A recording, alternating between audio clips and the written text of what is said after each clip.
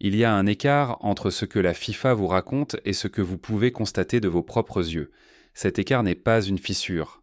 À ce stade, c'est un canyon. Et l'histoire de la première semaine de la Coupe du Monde 2026 ne parle pas de but, de surprise ni de geste de génie. Elle parle de stades vides, de chambres d'hôtel vides, d'une instance dirigeante incapable d'arrêter de vous mentir en face et d'un cirque politique si bruyant qu'il menace d'engloutir le sport lui-même. Parlons de ce qui s'est passé sur le terrain, parce que les images ne mentent pas, même lorsque les communiqués de la FIFA le font. Le 12 juin, le deuxième match de tout le tournoi a débuté à Guadalajara, au Mexique. Corée du Sud contre République tchèque. En balayant les stadios Akron, les caméras ont saisi quelque chose que la FIFA allait passer les jours suivants à tenter de justifier. D'immenses blocs de sièges rouges vides, des espaces d'hospitalité sans personne. Des rangées entières de fauteuils inoccupés du côté du stade opposé aux caméras principales de la retransmission. Pas quelques retardataires, pas un coin un peu calme. Des tribunes entières qui ressemblaient davantage à un match amical de pré-saison un mardi après-midi qu'au deuxième match de l'événement sportif le plus regardé de la planète. Le chiffre officiel d'affluence communiqué par la FIFA pour ce match était de 44 985 spectateurs. Le stade peut en accueillir 46 000. Selon la FIFA, l'enceinte était donc quasiment pleine. Selon tous les yeux humains qui ont regardé la retransmission, quelque chose clochait très très sérieusement. Et l'explication de la FIFA? Les supporters avaient scanné leurs billets aux entrées et se trouvaient eux dans les coursives pendant le match plutôt qu'à leur place. Voilà la version officielle de l'une des organisations sportives les plus puissantes de la planète. Des supporters qui avaient en payé des centaines de dollars pour assister à un événement qu'on ne voit peut-être qu'une fois dans une vie auraient choisi de passer 90 minutes à faire la queue pour un hot dog, à traîner près des piliers en béton, à s'imprégner de l'ambiance du stand de pop-corn, entièrement de leur plein gré. Kieran Maguire, spécialiste de la finance du football à l'université de Liverpool, a publié les images du stade sur X avec une légende qui coupait court au brouhaha. Il a écrit « Capacité du stade de Guadalajara, 45 664. Affluence officielle de la FIFA, ou devrait-on parler d'affluence fantôme, 44 985. Rien à signaler. Le sarcasme était mérité, les images étaient accablantes, et la FIFA a continué à parler. Fansided a publié une analyse incisive le lendemain du match. Les sièges vides, concluait le site, ne sont pas liés à un manque d'intérêt pour le jeu. De l'intérêt, il y en a largement. L'ennemi, c'est la FIFA, dont la tarification dynamique et l'avidité algorithmique ont garanti ces larges pans de sièges libres. Cette analyse a frappé fort parce qu'elle était juste. La tarification dynamique, un système que la FIFA a introduit pour la toute première fois lors de ce tournoi, a permis au prix des billets de grimper en temps réel selon des algorithmes de demande. Le résultat était prévisible pour tout le monde, sauf apparemment pour les dirigeants de la FIFA. Au moment où le tournoi a commencé, les billets pour la finale au MetLife Stadium, dans le New Jersey, étaient affichés à près de 11 000 $ l'unité. 4 places premium pour cette même finale ont été mises en vente sur la propre plateforme officielle de revente de la FIFA pour un peu moins de 2,3 millions de dollars. Ce n'est pas une coquille. 2,3 millions de dollars. Pour 4 places afin de regarder un match de football. La catégorie de billets la moins chère du tournoi commençait à 380 $ lorsqu'elle a été mise en vente pour la première fois à la fin de 2025. En avril de cette année, le prix maximal d'un billet pour la finale était déjà monté à 10 990 $, soit près de 7 fois le prix maximal promis au public lors du processus initial de candidature nord-américaine. Les billets de phase de groupe pour des rencontres comme Portugal contre République démocratique du Congo à Houston ont atteint 1 000 $ la place. Et pas pour les bonnes places, le dernier rang. Vous voyez très bien lequel, si haut que les joueurs ressemblent à de minuscules pixels en mouvement. Si loin que vous ne regardez plus du football, vous regardez une idée abstraite du football se dérouler quelque part sous la ligne des nuages. Un homme appelé Alonso, qui vit à 30 minutes du stade de Houston, a déclaré à France 24 qu'il consultait les prix des billets tous les jours. Il a dit « On parle de 3 000 $ pour 3 billets. Il n'y a aucun respect pour la communauté locale. » Il avait fait une promesse à son fils. Ils iraient voir plusieurs matchs. Il avait bâti ce projet en se basant sur le prix des billets au Qatar en 2022. Ce projet est désormais financièrement impossible. La Coupe du Monde est arrivée dans sa ville, à 30 minutes de sa porte d'entrée, et il ne peut pas se permettre de franchir le portail. Ce n'est pas une histoire isolée, c'est le schéma. Et voici le moment où la dimension politique entre en scène, parce que dans la Coupe du Monde 2026, il est véritablement impossible de séparer le football de la géopolitique. Les deux sont totalement fusionnés. En décembre 2025, lors de la cérémonie du tirage au sort organisée à Washington D.C., le président de la FIFA, Gianni Infantino, a remis à Donald Trump le tout premier prix FIFA pour la paix. Vous avez bien lu. Infantino a inventé un prix de la paix et l'a remis au président en exercice des États-Unis, le pays même qui accueille le tournoi, 2 jours avant une cérémonie de tirage au sort de Coupe du Monde conçue pour susciter une bienveillance mondiale. La récompense a provoqué une réaction immédiate. L'organisation britannique de défense des droits humains Fair Square a déposé une plainte formelle auprès de la propre commission d'éthique de la FIFA, accusant Infantino d'avoir commis 4 violations distinctes des règles de neutralité politique de l'organisation. La plainte soulignait que remettre ce prix à une personnalité politique en fonction constituait une atteinte flagrante à l'obligation de neutralité de la FIFA. Selon cette même plainte, Infantino avait également plaidé publiquement sur les réseaux sociaux, en octobre 2025, pour que Trump reçoive le prix Nobel de la paix, et avait tenu en novembre de la même année des propos publics qui, selon les termes de la plainte, inciteraient, selon toute interprétation raisonnable, à soutenir l'agenda politique du président Trump. La commission d'éthique a reçu la plainte. La cérémonie de remise du prix a eu lieu. Le trophée existe. Infantino et Trump sont alliés, et le tournoi que la FIFA avait promis à politique est imbibé de politique de haut en bas. Trump, de son côté, a prononcé un discours qualifiant la Coupe du Monde de l'un des plus grands événements de l'histoire de l'humanité. Il a aussi déclaré au New York Post lors d'un appel téléphonique qu'il ne paierait pas personnellement les prix actuels des billets.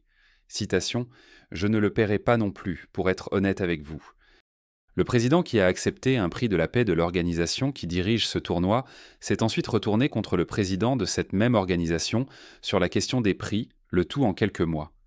Infantino, lui, a défendu les tarifs. Il a invoqué les prix du marché américain. Il a mis en cause le marché américain de la revente. Il a laissé entendre que vendre des billets trop bon marché ne ferait que créer une occasion de profit pour les revendeurs. Et il a eu une formule mémorable pour les gros dépensiers, les appelant, et c'est une vraie citation, des personnes de qualité. Le membre du Congrès Frank Pallone et la représentante Nelly Pou ont adressé une lettre directement à Infantino, accusant la FIFA de maintenir artificiellement les prix des billets à un niveau élevé malgré les fluctuations de la demande du marché, et réclamant une transparence totale. Puis, à la fin du mois de mai, les procureurs généraux de New York et du New Jersey sont allés plus loin. Leticia James et Jennifer Davenport ont délivré des assignations formelles à la FIFA, exigeant des documents internes sur la manière dont les prix des billets avaient été fixés, dont les catégories de places avaient été définies, dont les billets avaient été attribués aux équipes participantes, et sur les raisons pour lesquelles des supporters ayant acheté des billets dans une catégorie donnée avaient reçu des sièges dans une catégorie complètement différente. Les assignations visaient encore spécifiquement les pratiques de la FIFA au MetLife Stadium, où la finale est prévue le 19 juillet. Des supporters signalaient déjà un véritable parcours d'obstacles fait de confusion.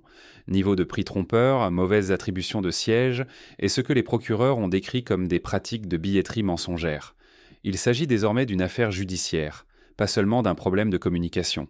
Et pourtant, les sièges vides ont continué à se multiplier. Le match entre la Suisse et le Qatar, au Levi's Stadium de San Francisco, a raconté la même histoire que Guadalajara. Les caméras ont montré des rangées de sièges rouges inoccupés. Le match d'ouverture du Canada à Toronto présentait lui aussi des trous visibles. La FIFA a donné la même explication, des supporters dans les coursives. The Athletic a analysé les données officielles d'affluence des 6 premiers matchs et a constaté que, selon les propres chiffres de la FIFA, seulement 1574 sièges étaient restés inoccupés sur 6 rencontres. Quiconque avait regardé ne serait-ce qu'une de ces retransmissions à la télévision comprenait que ce chiffre n'était pas crédible. Les hôtels traversaient leur propre crise.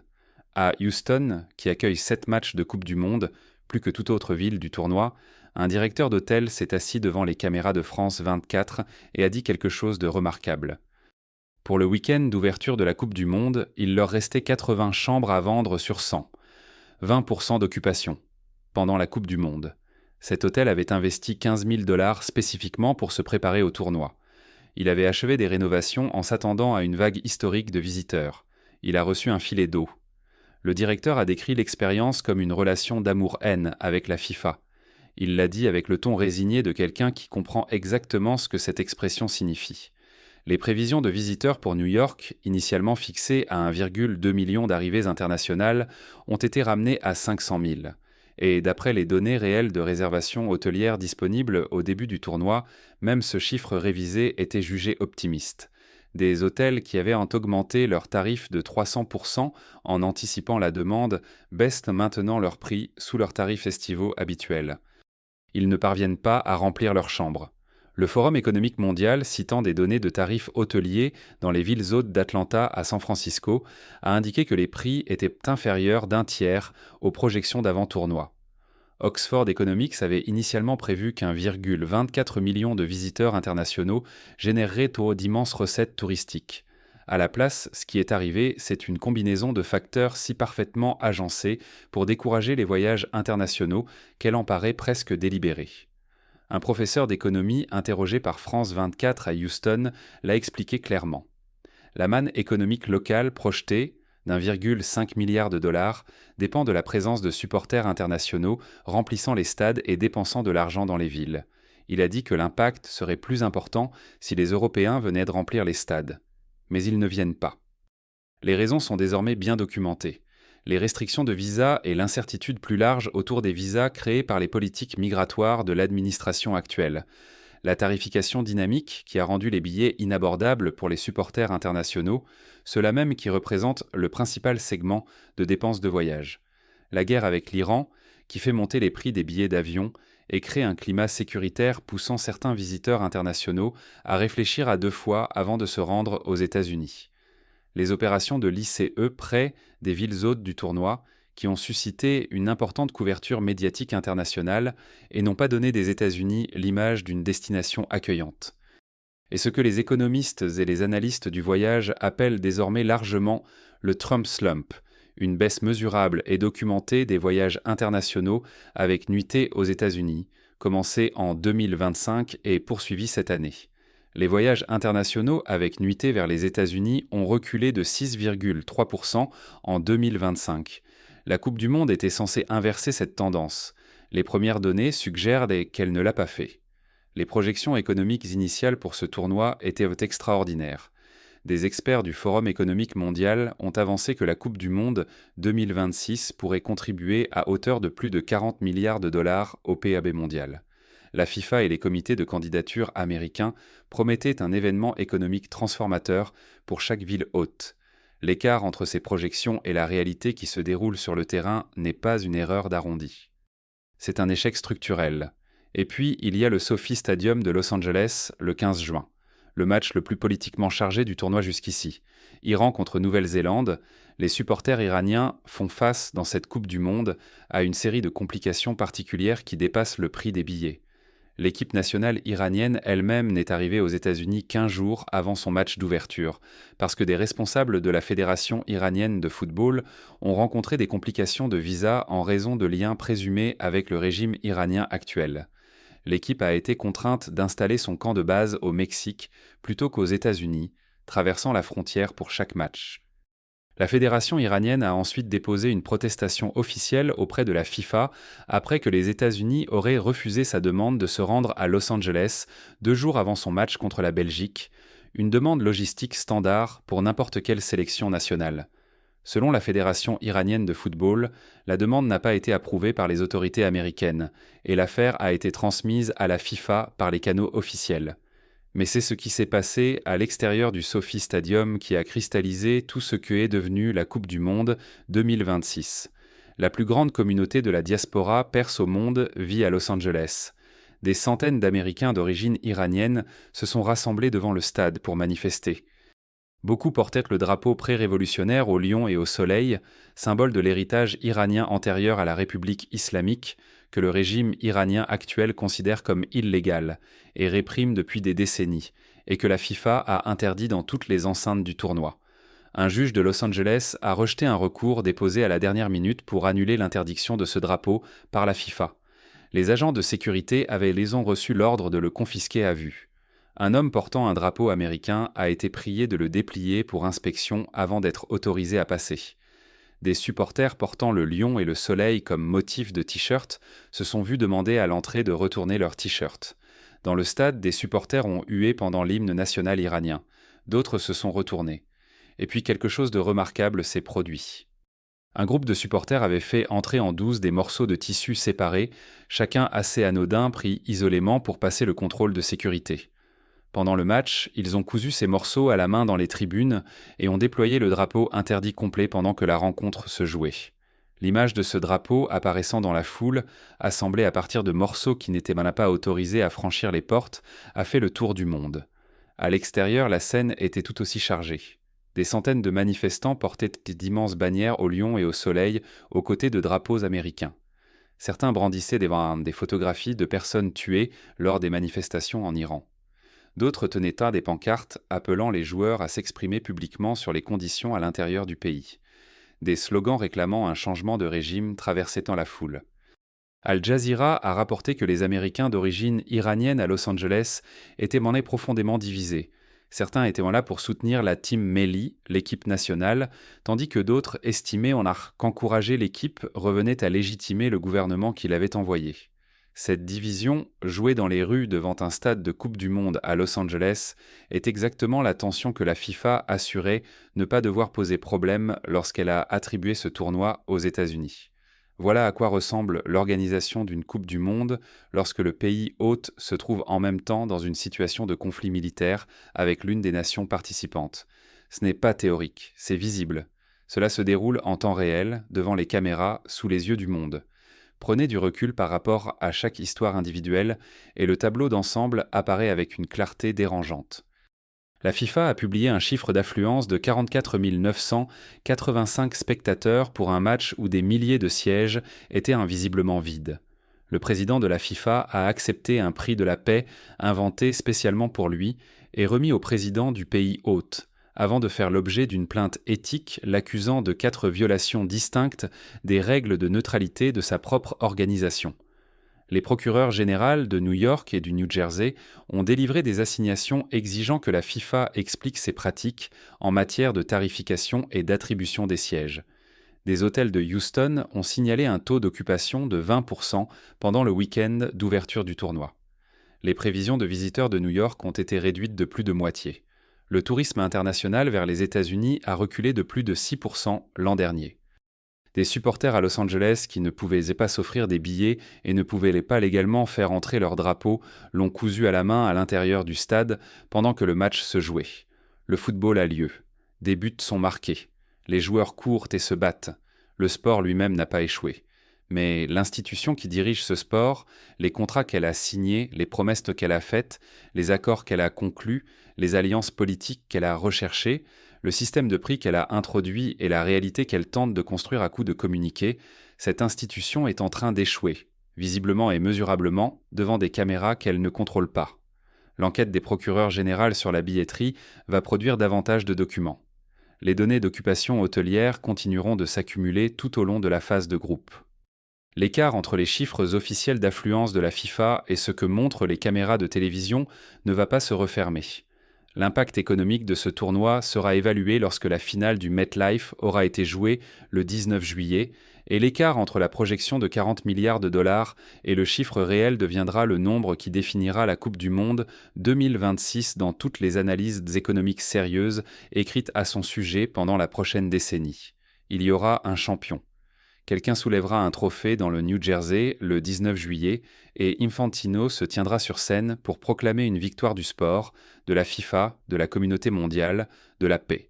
Et dans les 16 villes hôtes, des directeurs d'hôtels qui ont rénové leurs établissements pour 15 000 $ calculeront combien de temps il faudra pour récupérer cet investissement avec des tarifs estivaux bradés. La distance entre ce que la FIFA promet et ce qu'elle livre réellement n'a jamais été aussi visible. Elle se mesure en sièges vides que la FIFA dit occupés, en chambres d'hôtel que la FIFA dit réservées, en drapeaux que la FIFA dit interdits, mais que des supporters ont cousu de leurs propres mains et levés malgré tout. Et dans une distorsion de la réalité si persistante et si détaillée qu'elle commence à ressembler moins à de la communication qu'à un réflexe organisationnel, une institution qui s'est menti à elle-même et au monde pendant si longtemps qu'elle ne sait véritablement plus faire la différence. La Coupe du Monde, qui devait démontrer la capacité de l'Amérique à accueillir la planète, montre finalement tout autre chose. Elle montre ce qui se passe lorsqu'une organisation bâtie sur l'opacité rencontre un moment politique défini par la confrontation et tente d'organiser le plus grand événement sportif de l'histoire humaine en plein cœur de la collision.